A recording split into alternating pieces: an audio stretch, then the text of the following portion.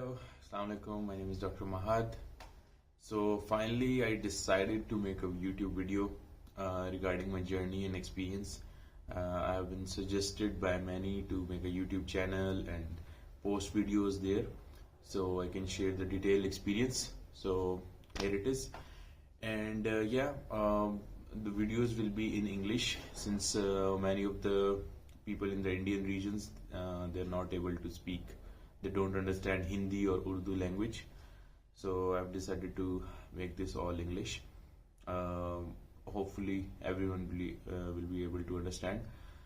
So the start of my journey, now this I will be posting two videos regarding my journey and how I shifted from clinical to non-clinical.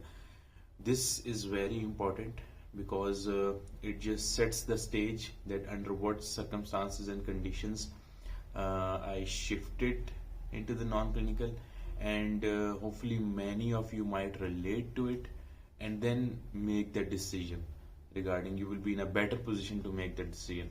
So I joined medical school. I was interested, and other reason is that I didn't know anything else regarding computers. So yeah, I joined medical. It was interesting. I loved science.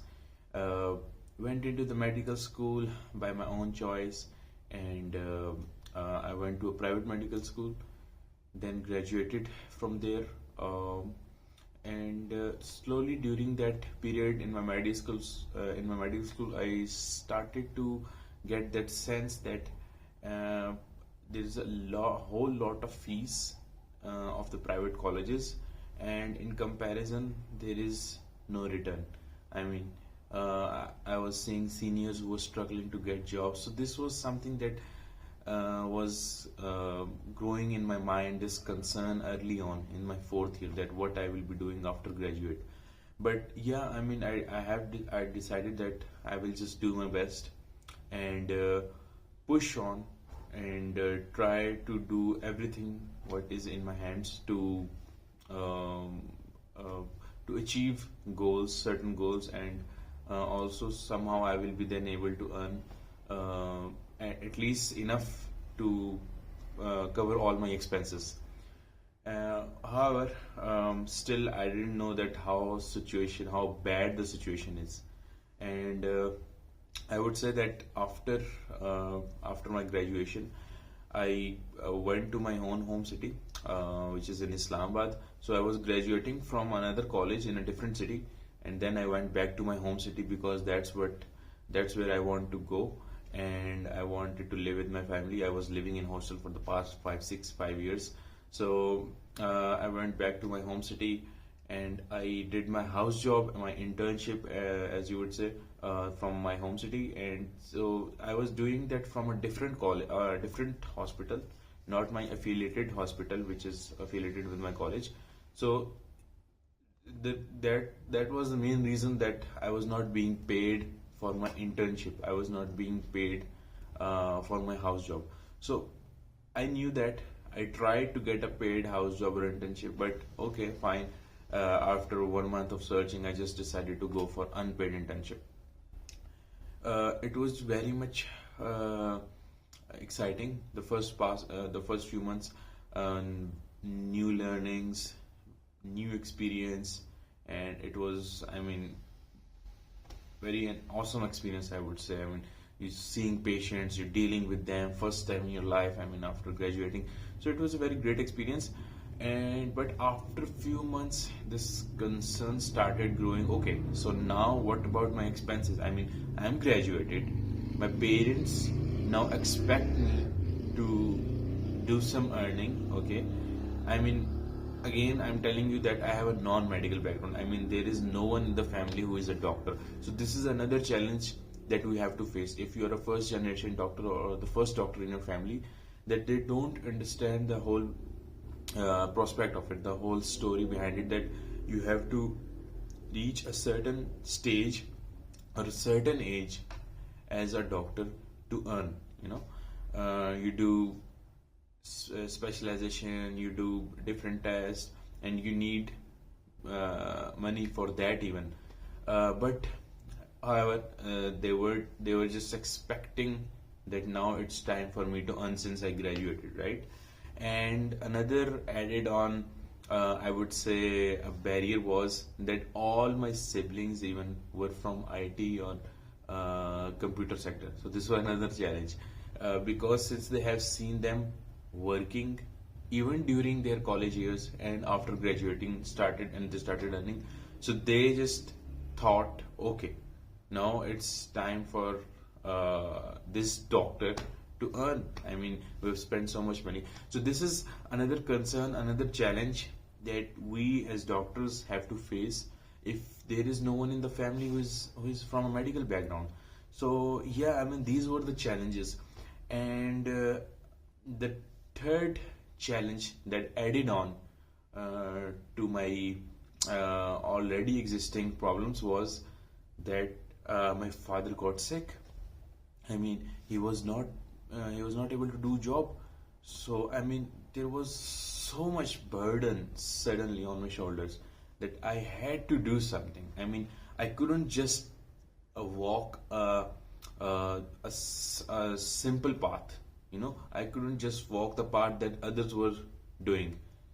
Just doing house job, unpaid, then going for specialization, very low salary in that regard. Even if you're doing residency, we all know, unless you get a government residency, which is very very hard to get, with so many, I would say, what people calling from politicians, so many safarish, you would say, that jugaad you have to do just to get that seat in a government institution. So I had none of that. So now I was on my own. I would say that after graduation, I was totally on my own. That whatever test I had to take, it was my responsibility. The parents' responsibility is gone, and it's not their responsibility anymore. My father was getting sick. I was not being able to convey my problems to anyone. What are the challenges I was facing. So I was all alone in that moment. And this was a very, very dark period. And I was also looking after my father with his appointments, checkups, and everything. And I was also just rushing through my mind that how would I earn? I mean, there is so much burden now, and I was the eldest. My younger siblings, they were still studying. My younger sibling was working, but all the other siblings, they were just studying at that time, no jobs. And my father got sick; he was not doing any job anymore. So there was a huge burden, and yeah, it was a very difficult time, I would say. I was feeling that I was stuck. I was stuck in a cave. I mean, there is no way out. I mean, whatever we do, all the people I see, the doctors, my colleagues, they are not expecting this. They just expect, okay, our parents understand our situation. Some of them have doctors background, some of them didn't, but all of them had different situation. The family was not so much dependent upon them. So they just said, okay, after a few years, they all understand that after 35 we will be started earning, and this is all the expectation, that all their parents understood that this doctor will earn after 35, earn enough to support us and himself. But I was not even I was barely able to cover expenses. I was not able to even cover my own expenses. I was getting it from my home. So this was a huge burden on me. So these were the circumstances. And I'm sure, if not all, then some of these challenges you guys might relate to it. And I see that many of the doctors are facing these situations, unfortunately. So yeah, but I said, okay, now I just have to earn. I don't know how will I do it, but I would just go out. Now remember that I was doing internship, so I didn't know whether I will get the job or not. I just printed out my CV, went to all my nearby institutions, wherever I can get the job. I applied online. I went to their face to face, went to the institution physically, and gave them my CV. Although they didn't want it or there was no vacancy, but still I just handed them over for their records. And yeah, I mean, I just thought that maybe this effort will bear fruit someday.